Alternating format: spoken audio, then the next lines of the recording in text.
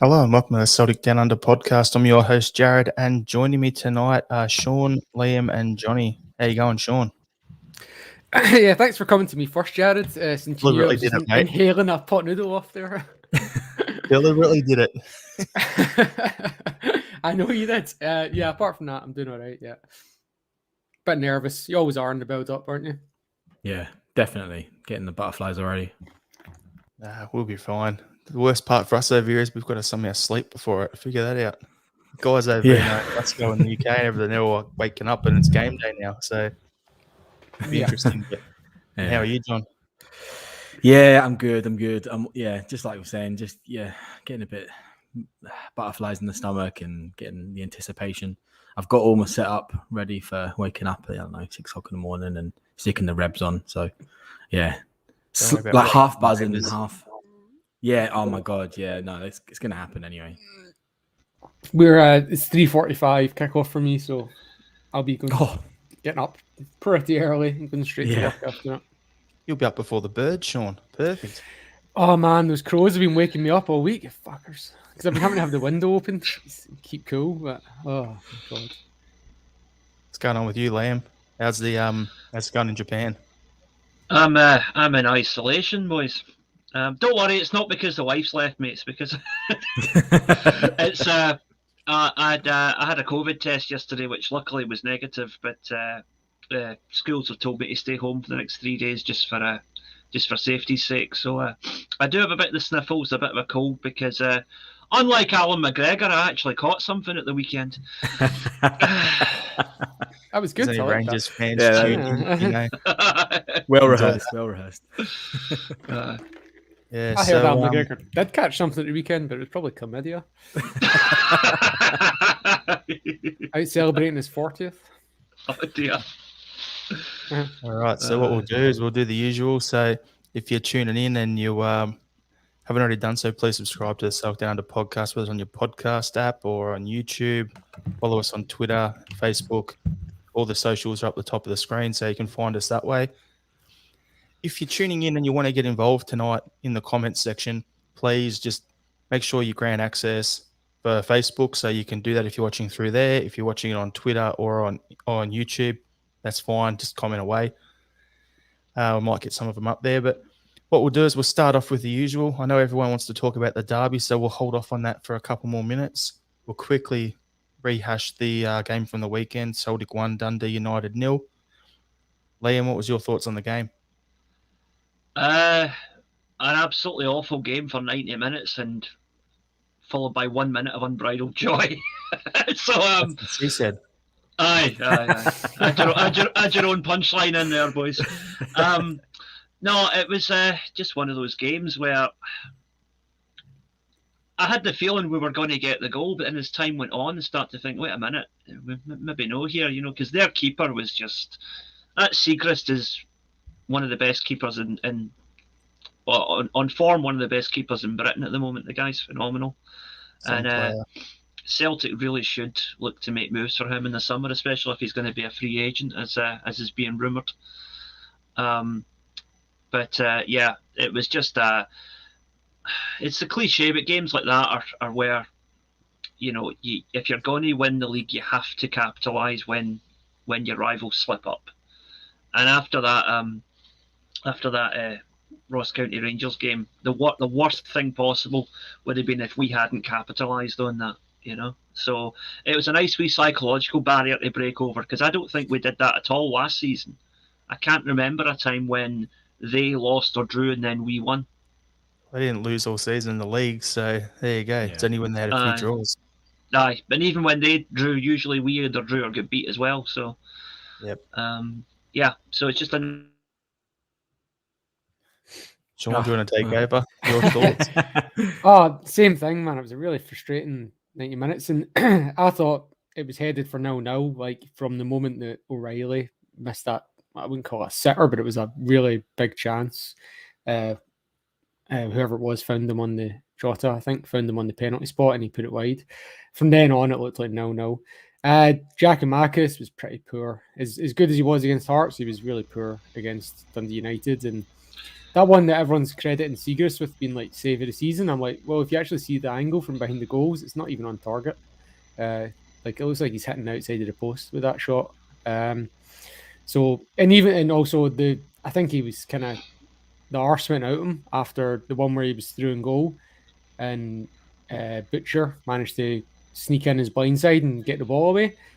And that was poor as well. Like he should have positional awareness. Do you know what I mean? He should know who's around him. He should know that defender's there. So I thought that was poor awareness too. So I thought he was poor overall. And when we went down to 10 men, I didn't see us scoring. And that cross that Jota puts in and the Dundee United player basically fucks it up. And like if you go back and watch the replay, you can see like as soon as he gets caught under it, you can see it in his face. He knows it's going to be a goal. And it's just the soul leaves his body. You can kind of see it. And it was one of those ones, like, it was just a hopeful cross as well. And if nobody's going to make a mistake, you're not going to get a goal. The kind of one where you like different take on that there, Sean. I was quickly jump in. When I watched the replay, you know what I saw? What? I saw a Neil Lennon tactic, switch the wingers. Well, Abada was up front technically at that point, wasn't he? I get that, but what I'm saying is all game he was playing wide right, Jota was wide left, and then suddenly the cross comes in from Jota wide right to Abada at the back post. I'm like, I saw that and thought, wow, okay, that's a bit different. We switched the wingers and it worked. Well, because Abada just missed a header at the back post a couple of minutes before as well. But yeah, like that's the sort of cross that if you think back to the 0-0 game against Livingston, we had like 50 of those crosses and didn't get a single goal. So it's one of those ones we talked about earlier in the season. They're really low percentage. They are 1 in 50, 1 in 100, and just lucky, I guess, that the Dundee United player stuffed it up. But it was the celebrations were great in my house and particularly in Celtic Park. So yeah, it was a relief, massive relief, and to know that we've got a chance to go on top. Whether we do or not, to just be in that touching distance is great. John, what's your thoughts? Yeah, I agree with everybody. The goal was phenomenal. I did for the first time. I actually went to my bed at I think it was like 6 o'clock, 7 o'clock, and then woke up at I think it was 2 a.m. or the 3 a.m. here, whenever the game was kicking off, and I was sitting there for all the way up into the goal, thinking, what the hell have I gotten up this early for to watch a bloody 0-0? I was fuming, but then when that goal, went in, and I'm screaming off the top of my lungs at 4 a.m. My neighbours probably hate me, but that's what it's all about, right? Yeah. So yeah, look, I think the first half especially, we were really, really poor. I thought, and that was really telling with all of the changes we made at the halftime.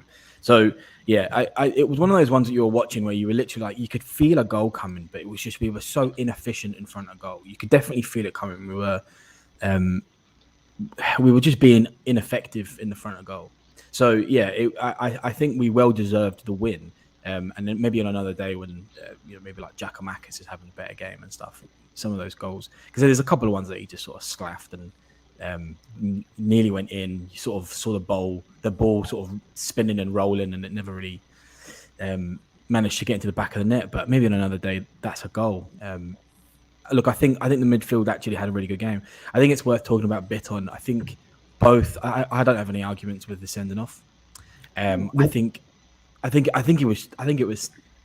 it's really unfortunate because now we have a really big question mark there in the middle of the pitch. But honestly, I don't think he's necessarily. He's taken 2 for the team there, really, hasn't he? Both of those are goal scoring opportunities potentially, or big chances at least. So yeah, him taking that sort of captain role on the chin sort of stuff, and basically rugby tackled. I can't remember who it was. It was whoever the striker was, Nicky Clark maybe. Yeah, it was 100% needed to happen. That ball was getting away. That should have been a foul beforehand. We'll just say that straight up. That ref should have given a foul against Taylor every single day of the week. But Bitton's seen it. He can only play the whistle, and he's done what he had to do. So it's unfortunate. Now we have a really big hole in the middle for the important game and stuff. But yeah, I think overall it was just one of those really frustrating games to watch. But we got the job done, and the celebrations were immense. You can see as well that it meant a really big deal to everybody. And I'm not buying that these players aren't having a little look at what the score is, the other side of the road and stuff, and they knew that the Orcs had drew, so they knew a big win here was really, really needed, and you could see that in all of them. They just went off the nut. The funny thing is, sorry. The funny thing there, John, you were saying about getting up early for it and everything. I told you guys this in the group chat. I knew it was a Sunday, so Sunday our time. I thought it was Sunday night, so I completely forgot. Phone on Do Not Disturb. Planned on getting up, watch the game, and what happened? Turned my phone back on, and you guys are chatting in the group chats, and I'm like, oh shit, the game was last night. So I watched the replay and everything like that. Happy days. But so it wasn't quite the same for me watching it. So I could, because I knew the result, I could watch it more with a bit of a objective eye. And yeah, like there's some basic things there. But you guys have covered the majority of what I wanted to say anyway about it. But the one other thing is, you mentioned, John, about how wasteful, and Sean, same deal. I keep saying we're going to batter a team soon. The amount of chances we created there, all it's going to take is 1 or 2 to go in, and that could have been 5 or 6. So we were lucky at the end of the day. It was 1-0 win. Like, we deserved the win, we got it, but at the same time, if I was watching that live like you guys, I would have been furious getting up at stupid o'clock to watch it. Wasn't fun. No, it was at the end. Just on the subject of Bitton sending off as well, I think that kind of ties into how poor Ralston was, because the first booking is Ralston takes an awful touch and like loses possession, and there's a counter attack on, and Bitton like takes the guy down before he can get away. So Ralston, who's been poor since the turn of the year, since we came back, it was very, very poor against Dundee United. Some really shocking touches, and yeah. Obviously, Scales and Forrest didn't survive half-time. Giacomakis was poor. So, yeah, those were the problem positions in that game. 100%.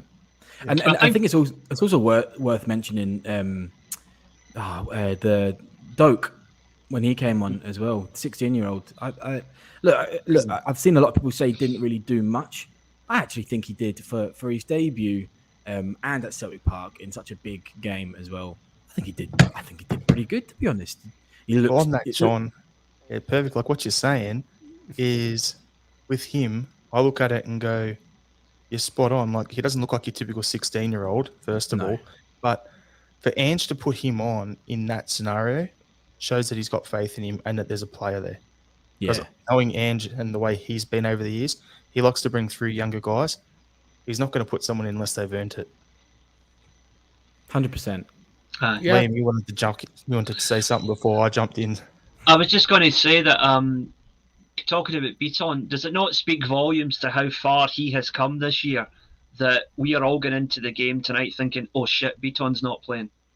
Whereas 6 months ago it would have been, oh great, Beaton's not playing, we might do well here, you know? Yeah. It really does speak volumes to how much he has, well, him and Tony Ralston both, you know, 6 or 7 months ago, those are two guys that could have left Celtic, and I don't think any of us would have shed any tears. But now they've become two indispensable members of the squad. And that speaks to their attitude, and it also speaks to Ange's skill as a manager to take players who were not cutting it before and turn them into world beaters, you know? I think Bitton is I don't know about how you guys feel, but I think Bitton is almost like the last decent midfielder we have there before you start getting into the really big question marks like your McCarthy's and your Sorrows and stuff. Like, I think Bitton could is now easily seen as part of the rotation. So he can get games at, you know, I don't know, away to Ross County and stuff, and we can all quite comfortably go, oh yeah, like you're saying, like Bitton's in, and that's not really a massive concern. I do think that afterwards it gets really difficult to justify. Like, if McCarthy's starting tomorrow morning, I'm panicking. I'm dead worried, personally. Yeah, well, we'll touch on that a bit later on, John, who's going to start in that position. But for me, I'm probably the only one not worried that Bitton's not playing. Yeah, right. We'll go into that later on as well.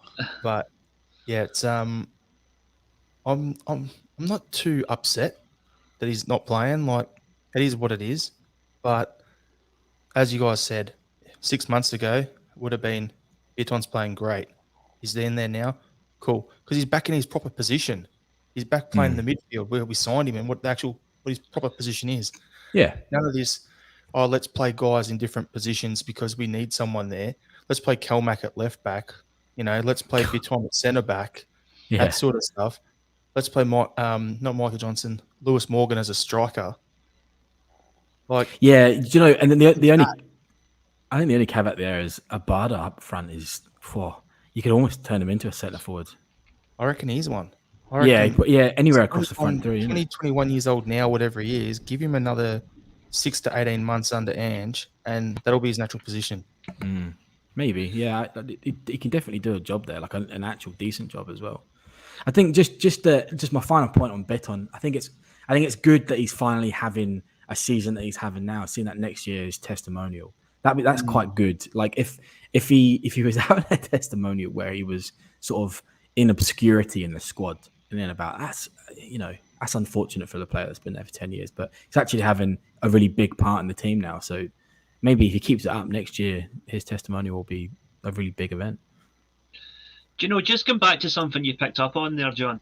The question of Abada as a striker. I don't know what you guys think, but see with the game that Giakoumakis was having on Saturday, I think he would have missed that chance that Abada scored had he been in that same position. The composure and the touch that Abada showed, the coolness under pressure. Giakoumakis is capable of it, but the game he was having on Saturday, that wouldn't have happened. I disagree. I think he would have taken such a bad touch that it probably would have bounced into the net. Well, maybe you never know. Who was that? I forget his name. Something. There was that. We had that absolute bloody donkey of a strike, Carlton Cole. Do you remember his goal? His arse, didn't it? Could be worse. Colin Kazim Richards. Oh God, that's going back as well. He had a shocking one. I can't remember exactly what it was, but yeah, it was brutal. Yeah. I think Giakoumakis would have missed that somehow. He would have made a dog's meal of it. I think he probably.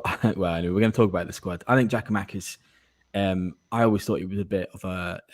He only had one good season, right? He had one good season before we bought him. It is a risk to buy players like that. I can understand why Celtic would want to do that. We have to get in early and almost make a gamble on these things. I don't think he's going to cut it. Personally, I think I've seen enough for him, and he's just not. Like, I understand he's had a lot of injuries, and saying he had a mini preseason recently with Jamesy Forrest and stuff, and this is him actually starting out. He needs to get up to speed fast. I mean, compare him to, say, any of the Japanese boys that have come in, or even like O'Reilly and stuff, and they've just absolutely walked into the team. Giakoumakis just hasn't done that yet. So yeah, hopefully he proves us wrong tonight. Yeah, exactly. Yeah. Hope to see that. So what we'll do quickly is we'll jump on and go, what the heck is Liam doing? There you go. Scared about.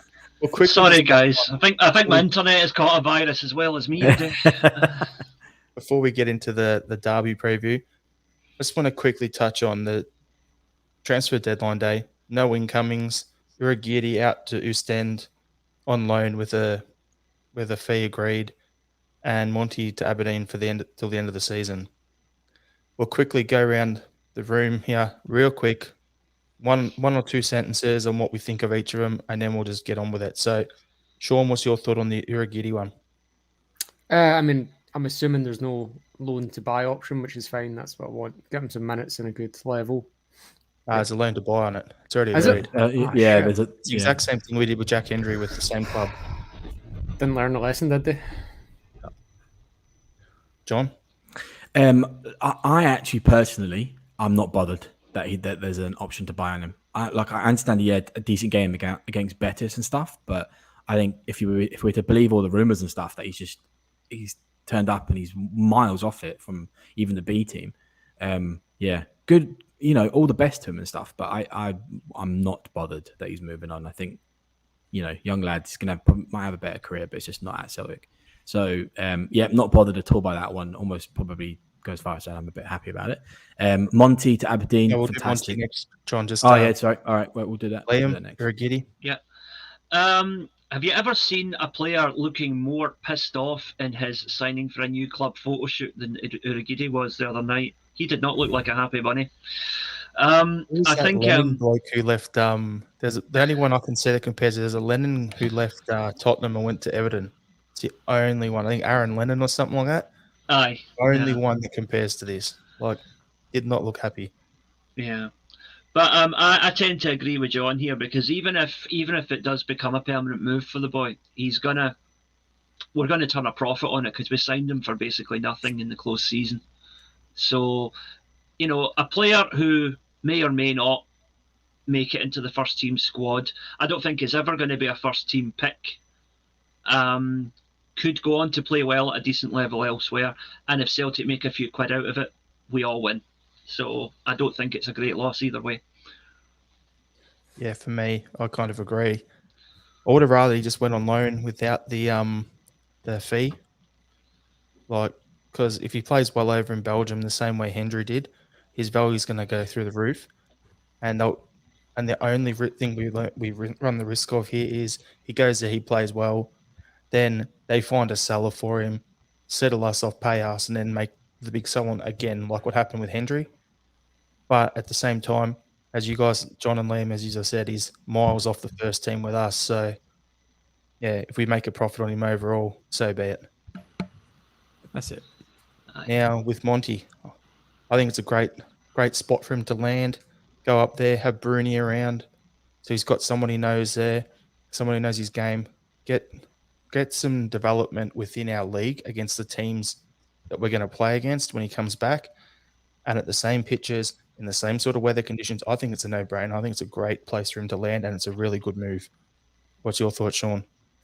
I'm just not sure he fits into their system, so I'm not sure how much game time he'll get. I can see him being a sub most weeks. I get what you're saying. It's a good environment. I'm just not sure he'll get enough game time for it to be a smart move.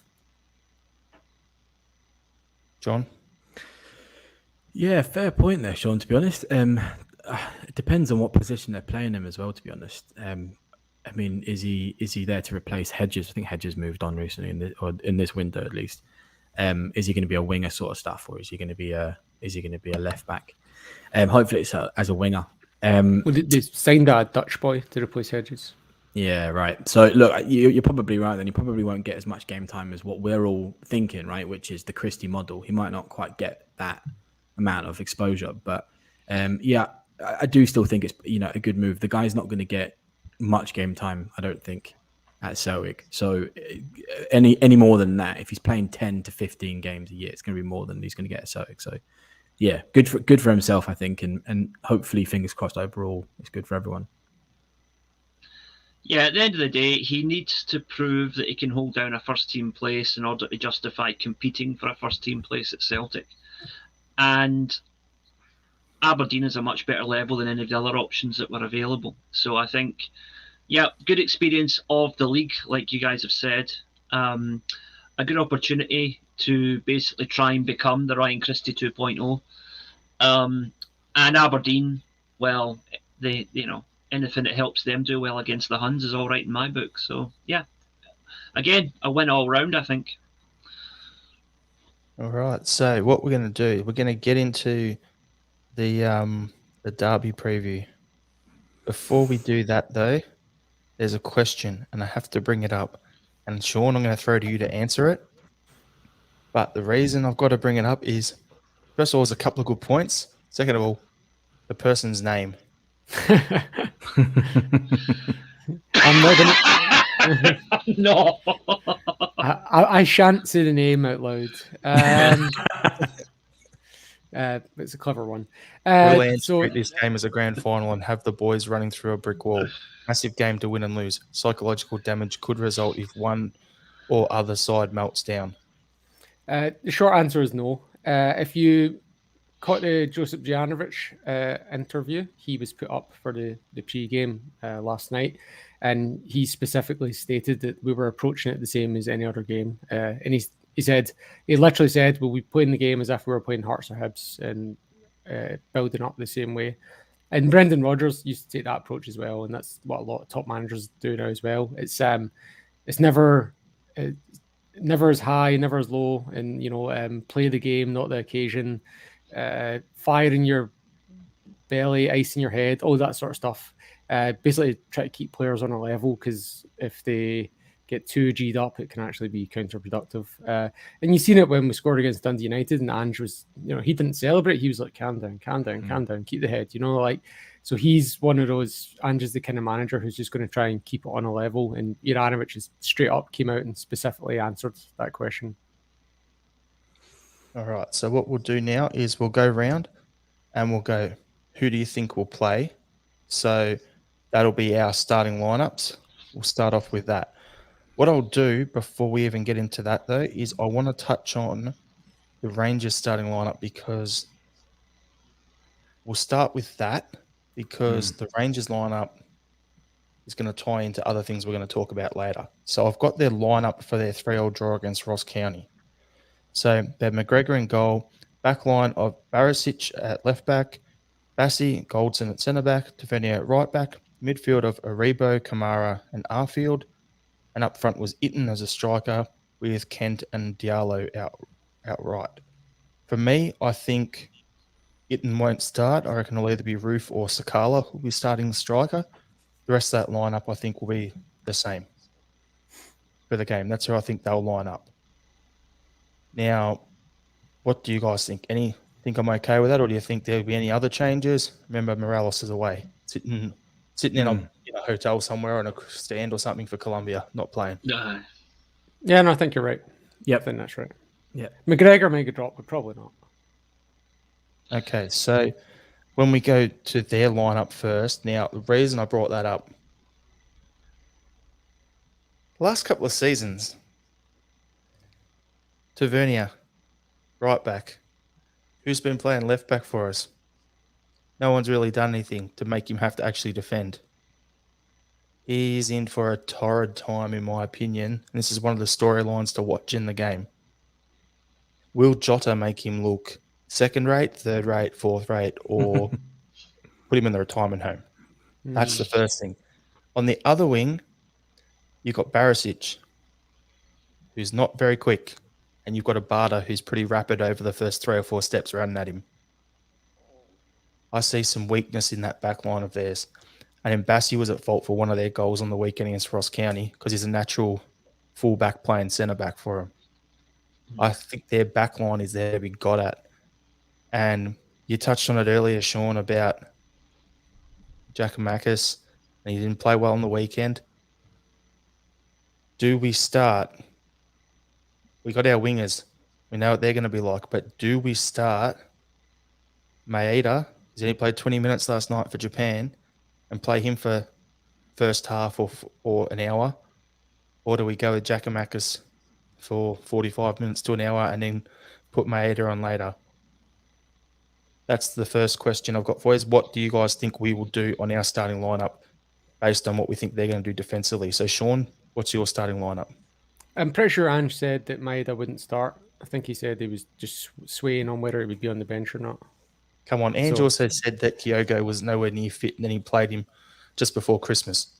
That's true. Yeah. No, for me, the choice was between Giakoumakis and Abada up front. Because, look, Jota's obviously a stick-on at the left wing. Could get ugly, as you say. Could be Balogun coming on at half-time, so Tavernier doesn't get sent off or something like that. Yeah, and you're right that those centre-backs could be got at if we do it correctly, and I necessarily think Giakoumakis is the man to do that. And the question then is just who joins Abada and Jota. So you're either going to put Abada on the wing with Jack up front, or you're going to be playing Forrest. Some people have been floating the idea of Ben Doak starting, which I don't think is the worst idea. His decision making was off, but like he's an unknown quantity. He's enthusiastic. The only player he's already now after 20 minutes of game time ahead of Mikey Johnson in the pecking order. So it's not that out there. I mean, yeah, basically, but if you're being realistic, it's a choice between Giakoumakis and Forrest to partner Jota and Abada. Yep, do agree on that. What do you boys, Liam, John, you agree with that? Yeah. I would. I'm just thinking, if you look back to the Ross County Rangers game at the weekend, the defensive error that came from Ross County's second goal was due to basically Ross County physically getting in about them and forcing errors in their central defence.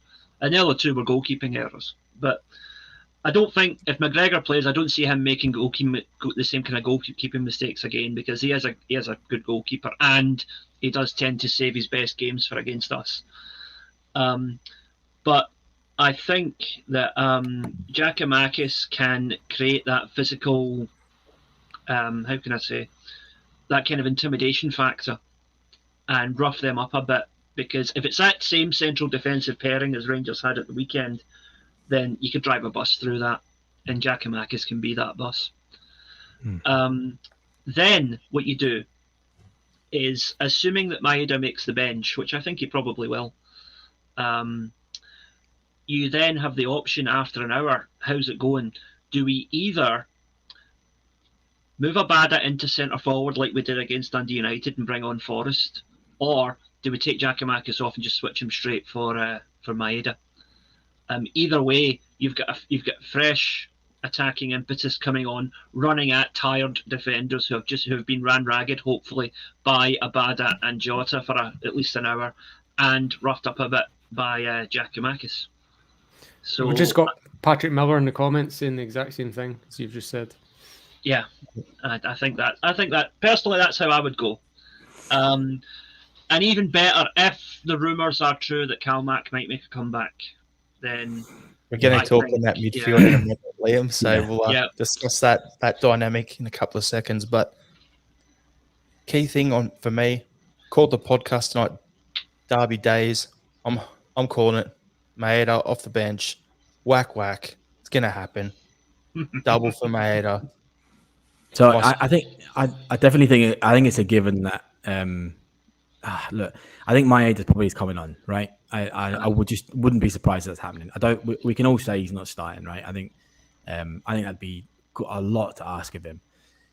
I actually think what we're probably going to see is Abada down the middle to start, and we're going to see Forrest and Jota, and then we'll probably see Giakoumakis coming on to hold up the ball a lot, and when the game sort of calms down, I think that's what he's been doing very well previously.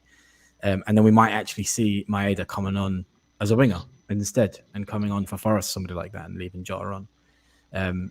I just don't see Giakoumakis starting as something that it hasn't. I just don't think he's had a good game. I don't think Andrew would risk it. I think it's telling if he doesn't start as well. I think if Giakoumakis doesn't start, then that's a real indication of where Ange thinks he's at, because he's a fit striker, or our only fit striker at the moment. Oh, I got Ayeti as well, but look, he's the first fit striker, and he probably won't start. So, or in my opinion, he won't start. There's a couple of things I think is worth bringing up. I think for the past 2.5, 3 years as well, I think some of these really big games we've played against them, reason why we've lost is because we've lost it in the middle of the pitch. So I do think that will be a really big factor for us, is who we actually play in the middle and how those boys actually play. If they don't turn up, even if you have your best midfielder, they don't turn up, I think we can lose in the middle really easily. So talking about that, John, we'll use that as the segue into who's going to be our midfield three. Sure. Who do you think it'll be then? Well, God, who do I think, or who do I hope in my heart? Hope in my heart. Okay, go both. Yeah, I generally do think McCarthy's going to start, and I think McGregor might come on. And we're going to see Hatate, and we're going to see O'Reilly, right? And God, big game for the two of them, just starting out, and this is a huge game for everyone, but for them. And look, and from what we can see of them, as long as they don't let the occasion get too much for them, they're perfectly capable of rising to this occasion. It's just I'm just not confident with McCarthy, and if McGregor is fit and he's given the green light, he will start. But I'm just a bit of a cynic in that sense. I don't know if he will actually start. We really do desperately need him, but I would be far more comfortable if it was Hatate, McGregor, and O'Reilly. I'd be dead. Okay, I can breathe a little sigh of relief there. That's my middle. And just before we go on, I think the only other thing I think would be really interesting defensively is how Angie's inverted wing backs go, because they've got wingers and they are pretty quick. So not having that big space in behind, it'd be interesting to see. Starfelt and Carter Vickers aren't exactly the quickest, so yeah, it'll be interesting to see if he actually does that or he asks them to change it up. Or on that defensive thing there, John, my response is it's not about the backs, it's about the press. We lose it, win it back sooner up the pitch. That's going to be the key thing more than anything. I agree. But what you said about the midfield, for me, I don't think it'll be McCarthy. I think it'll be O'Reilly, Hatate, and hopefully it's McGregor. If it's not, I want a proper 6 in that role there. So, Itaguchi, go make yourself famous. Is he back from injury yet? Nobody. I don't think anyone asked the question. Yeah. If he's fit and available, there you go. Get stuck in. It can't be Sorrow. McCarthy, no thanks. Nah, just can't. I just don't think they'll have the game that we will desperately hope that they had. I think they'll crumble, to be honest. Worst case scenario, I could see this happening. Ralston at right back. Left back will be Taylor, and then you put Juranovic as a 6 because he's played there before as well. Yeah, That's somebody was scenario. Yeah, was it Croatian manager or something was saying that? I can't remember. Somebody was floating that idea. He's played before for Croatia, so that could be an option as well. But I'd rather keep him at right back because he'll be going up against Kent. So yeah, yep, I agree. It'd be interesting to see what happens there. And look, I wouldn't be surprised if Ange just throws in the McGregor curveball. He'll be wearing some mad Spartan mask or something. Mm-hmm. Nice. Sean, what's your take? What's the midfield and dynamic going to be, and what do you think the back line will be? Yeah, look, with so many players out, I don't have anything to add. Really, we're not too much to choose from there. Yeah, it might look whoever comes in, it's their chance to prove themselves. With 5 centre mids out or whatever it is. Backline, it's going to be Taylor, and look, Taylor's actually a good defender. It's not his defending that I'm concerned about when he plays. And Ralston defended brilliantly in the last Sevco game. So, yeah, but he's been on poor form. So it's a hard one. Yeah, probably Juranovic as well. And there's no question it's going to be CCV and Starfelt at centre-back. There's nothing else. Now, Liam, before you talk and tell us your lineups and everything, just want to pre-warn you might get swooped by that scarf that's come loose behind your head. I noticed that as well. Oh, dear. Yeah. Oh, yeah. All right. Yeah. All right. So what do you think of the midfield? I think that the idea that Ange is going to throw in something we don't expect, I think midfield is where it's going to happen. We could get either Itaguchi or McGregor, or possibly even both of them. But I think O'Reilly and Hatate both should be starting. It's just a question of who is the third of that midfield trio. I hope it's McGregor. I think it might be Itaguchi. And then you would have, hopefully, now you might disagree with this, but I would play Juranovic at left back and I would have Ralston at right back, supporting the midfield 3. That would be how I would play it. Because Rangers like to bully teams. They like to get forward and get on top of teams. If we have Juranovic and Ralston constantly pressing up, and then ahead of them you've got Abada and Jota, or Forrest and Jota, then basically the best form of defence is attack. Keep them constantly on the back foot. And I think having the 2 attacking full-backs, I agree with what Sean said. I think Taylor is a decent defender, but I think that he doesn't offer that much in an attacking sense. And I think it's better to have attacking fullbacks against a team like Rangers. Would they play out-and-out wingers now? Before, under Gerrard, the wingers really tucked in and the fullbacks went on the overlap. But now they don't really do that now. Kent and Diallo will really play quite wide now. So it could be problematic for their fullbacks.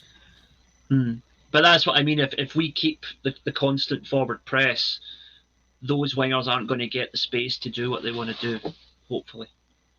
But we'll see what happens. All right. So what we'll do is I've got a question for you guys that Willie Ennis put through. Is this a must-win or must-not lose match? For him, it's the later. We must not lose it. Sean? Yeah, I mean, if we'd drawn with Dundee United, it was a must-win. But I think staying within 2 points is okay. Like there's 15 games left in the league, and 3 of them are against Sevco. So 20% of our remaining games are against Sevco. I think it's must not lose rather than must win. Even though it's been so long, I really want to win. But I do agree with Willie. It's probably more just not lose. John, what's your take? That's exactly how I feel. I think it is absolutely, look, if you're objectively speaking, it's a must not lose. But God, 2.5 years, 3 years, it does feel like a must win. It's got to happen at some point, for Christ's sake. Do you know what I mean? And when this is the strongest we've been for a while against them, so yeah, must not lose, but really in your heart, it's a must win for me.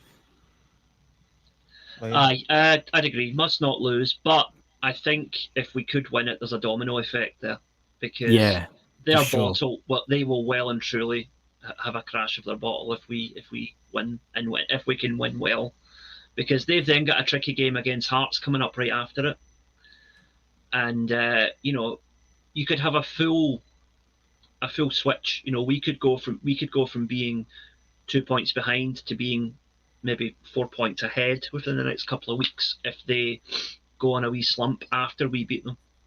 I think that's some serious counting of chickens there, Liam. The talk was, Liam, that you said if we were going into the Christmas break or the winter break, you said if we were within 6 points, you'd be happy with that. Yep. This is the game that was supposed to be the last one before that winter break. So for me, I'm looking at it in that time frame, like what you were saying. So what you've said, Liam, previously was 6 points. Now, the fact we're going into this game with a chance to be top and a point clear, to me, it's set up real nicely. It's a must not lose, as you guys have said, keep the margin as it is. But I think it's both. I think it's must win because we can't afford to lose, but at the same time, we have to win this game. We've got to put a line in the sand moment. No more losing to these pricks. It's been too long. One of the things we've got now, things to discuss here, is Sevco's dominance that you put on there, Sean. It's been too long. It's been way too long. It's got to happen.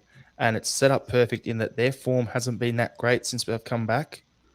We've closed the gap down to 2 points. We can go clear. It's at home, under our lights, 60,000 Celtic fans in there cheering us on. The script is written itself. We just have to create the finished article. It's all there for us. Go get it done, boys. Yeah, it's been 2 years and 5 months and 10 games or whatever since we last beat them when Johnny Hayes scored at Ibrox. In that time, those 10 games, we've scored 7 goals against them across 10 games. Ross County have scored 7 goals against them in the 3 games they've played this season. Oh, that's horrible to hear. Jesus Christ. So we're going to play with some Staggy style. I'm currently wearing the strip that we had on the last time we beat them. Try to break the curse. Yeah. New Balance. Good job it's not me that's wearing the strip that last time we beat. Well, hopefully by tomorrow I'll be wearing the strip that was on the last time we beat them. Jared, what will you be wearing? What's that? When? For the game. Just whatever. Yeah. I have an interesting top that I was going to put on for the game, but then I realised it has Edward 22 on the back, and I'm like, nah, no thanks. As long as you get your sussies on, you'll be right. Hey, right. All right. So last thing we want to talk about this before we do our score predictions is who's going to captain the team. So for me, I'll start it off. Our pecking list goes, if Calmac's playing, then it's him. If he's not playing, then honestly, wouldn't look out of place the captain's armband on either Joe Hart or Carter Vickers. They're the two I can see. What do you think, Sean? Oh, well, as you say, it's pretty straightforward. It's either McGregor or Hart.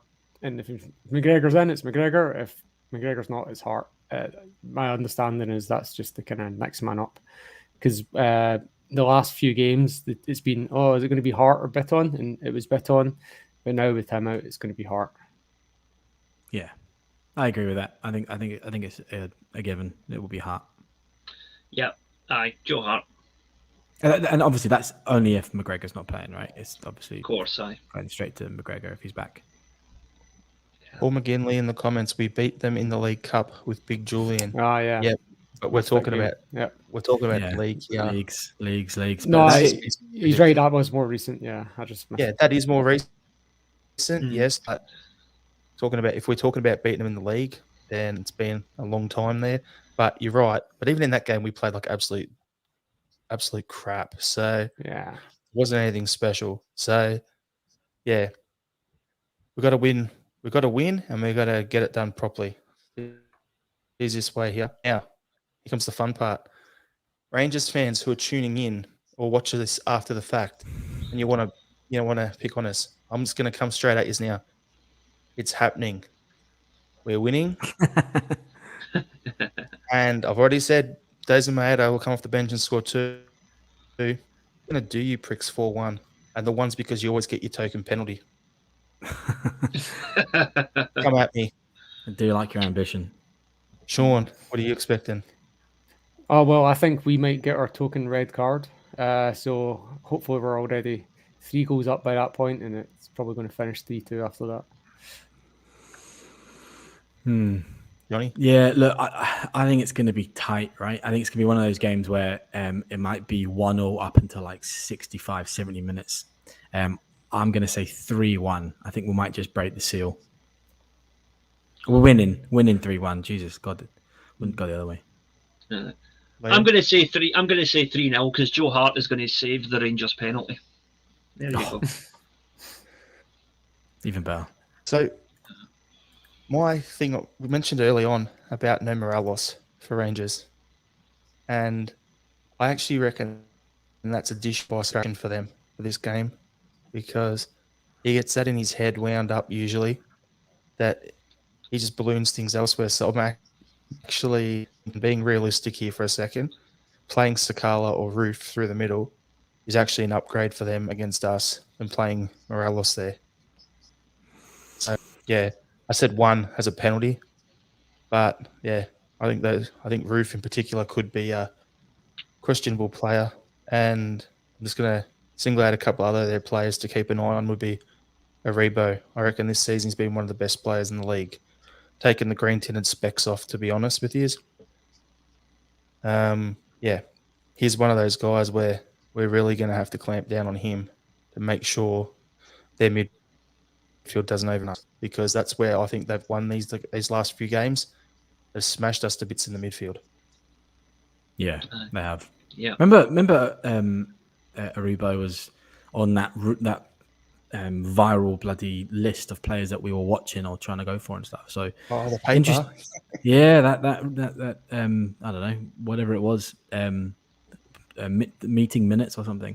But it's interesting that we at the time decided, we take it for face value. Interesting that we didn't go for him, and how he's been doing. I think we all probably jeered a little bit when he signed for Sevco and stuff. And he's a good player. I think Roof is also having a shocking couple of games as well. So if he does start, I'll probably be okay with that. Not being able to stay fit either. So yeah, this not that I know much about him, but this Diallo bought for 20 million, all that stuff. Does that mean he's good? Maybe not. Scored in his debut, so he's probably right up for it. I think those are some of the danger players for me. I'd be worried about Ryan Kent. That bastard always has a good game against us. He's a danger man for them. I agree with you that Aribo is definitely Rangers' best player this season, and arguably one of the best players in the league this season. Really has come on phenomenally well. But their goalkeeper looked suspect at the weekend. Their defence has looked suspect for a while now. I could see it being a game where both teams score, but I definitely think we've got more firepower than they have, and we have a more solid defence than they do. So those are the two factors that will win it for us. Yeah. All right. So last thing I want to quickly touch on, we've got the Derby. That's all that matters at the moment. Off the back of the Derby, I've just twigged what you mentioned earlier, Liam, about, we beat them and then the domino effect. Mm. So after we play them, Rangers have on the weekend, they're playing against Hearts. And then midweek, they're playing against Hibs. We come big games. off the back of the Derby. We play Motherwell and Aberdeen. So, yeah, it's all there to play for. This next 2 weeks is unbelievable, to be honest with you. It's going to be get the win. That's the main thing. And then worry about those other games. But, yeah, I could see them doing what you said, Liam, and having a bit of a domino effect there. Something will give. I tell you now, I don't think that Celtic and Rangers both will necessarily win those next 2 games after tonight. I think somebody will drop more points somewhere in the next week. Might be us, might be them, but I don't think the gap's going to be the same in a week's time as it is after tonight. Yeah. Well, just to squeeze in a little question to all of us, and it doesn't have to be very long, but we haven't really talked about probably the big transfer at the last minute for them, with Ramsey from Juventus going. I'll tell you how I feel about the whole thing, right? I think Aaron Ramsey's day has been and gone, but I still think it is a big signing for them. I think it's a huge signing. It's really good for Scottish football in general as well. I still think personally our signings have been better. Now, I understand that we're all dead biased or, green tinted specs and all of that stuff, but I think ours just fits into a better system. How do you guys feel about it? If he started, would you be worried? Or I think he's probably out. I think he's actually been signed injured, if you're reading right. But they said he's not in the squad for tomorrow. Yeah. Tonight. If he was to start, would you be worried? No. Not if it was tonight. No, I might be worried in March, but no, I don't think someone who's not kicked a ball in months is going to be a threat tonight. No. Yeah. No, it's a panic buy. It's a Freddie Ljungberg style move. It's their fans were raging after they didn't win at the weekend. They're worried about tonight. This was Juventus wanted to offload the guy, and from what I understand, they are still paying almost all of his wages. It's purely an exercise in PR for Rangers. It's a good exercise in PR because it immediately changes the narrative from, oh shit, we're not playing well and we've got Celtic next, to, oh look, we've just signed a superstar. That's how, obviously with the help of a very compliant media in Scotland, they managed to manipulate the narrative. But it changes nothing. He's not going to play tonight. And even when he does play, he's not the type of player who's going to drastically alter their team. He's a good player. He's a very good player. But I don't think he's a match winner. And players like Hatate and Maeda, and the fullness of time possibly O'Reilly as well, are guys who could step up and win a match for you. I don't think Ramsey is. I think he's good at what he does, but I don't think it's what Rangers needed. Rangers did not need another midfielder. They needed to do something about their defence. And they possibly needed more striking options. They did not need another midfielder. It stinks of panic buy to me, or panic loan in this case, because they can't afford to buy anybody. Being completely honest with this signing, I thought if they were going to sign him, and when they were first linked with him, that they must have been selling someone like Aribo or Kamara, or someone would have been leaving. The fact that none of them have left and they've added him to the mix, I just don't see it. They don't need him. I look at it and go, he's a good player, and as Sean said, if it was in March, I'd be worried about him. If he was playing tonight, I wouldn't be. But then at the same time, it's when's he going to play? Who's going to drop out? Are they going to drop out Arfield? Are they going to drop out? Whose spot's he going to take? And further to that, I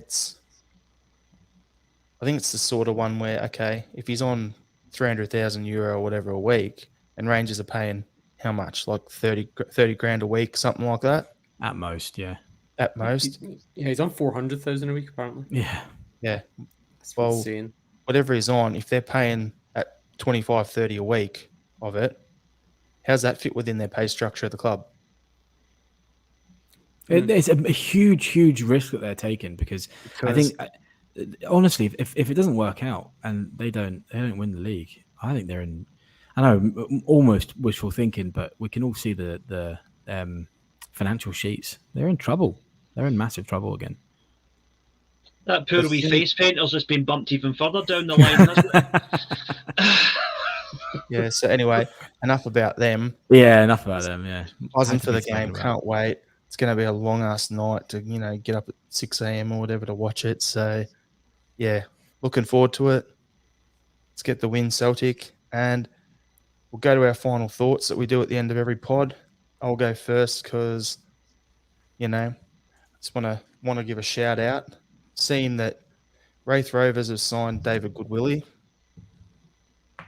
and we play Wraith in the Cup next time around. That's why I brought this up in particular. Shout out to all the board members, staff there, the women's captain, all their players who have walked out in protest of Wraith Rovers signing a convicted rapist. Disgusting, and well done to everyone who's walked out. Agreed. Sean? Yeah, David Badwillie. Oh dear. And Oh dear. yeah. Well, if they're at it, they can sign Mason Greenwood as well. And that's it. Yeah, well, exactly. Yeah.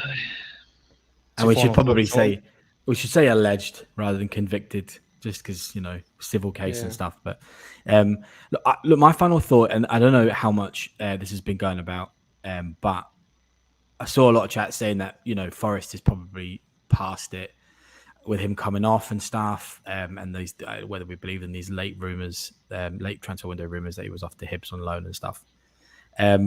My final thought is basically I just don't see that this is Forrest's. We've seen the best of him. I genuinely think we're going to get some 1 or 2 really good seasons out of him still. And the reason why I think that is I think he's at the age where he's starting to get to he's probably at his absolute best now. But I think Forrest really thrives when he's got competition. Now that we have a batter in, he's just coming back from an injury. We've got that competition again. I do think we're going to see Forrest become a much bigger team player than he has previously. I just don't think he's past it of what a lot of people have been saying. But yeah, Forrest, good times with Forrest still to come, I think. Yeah. I would just like to say that I think we are on the peak of something very special with the Celtic team and just putting together something that's going to really serve us well in the years ahead. And I believe we can win tonight. But if we don't, just remember this is just part of an ongoing process, right? Worst case scenario, we are still only 5 points behind them after tonight. Absolute worst case scenario. And I said, if we were 6 points or more or less behind them going into the new year, which is effectively what this is, we would win the league. And I stand by that. Even if we get beat tonight, I still think we'll win the league. But I hope we don't get beat tonight. I'm sure we're going to win. And Sean, do you have a final thought? Oh yeah, mine was Mason Greenwood. Hopefully never kicks a football again. Yeah. Fair enough. All right, everyone. Thanks for tuning in. If you haven't already done so, please join our Facebook group. Follow us on Instagram and Twitter at Celtic Down. Give us a subscribe to our YouTube channel and us on your podcast app, Celtic Down Under. Come the Celts. Can't wait for the game. And hail, hail. Hail, hail. Hail, hail.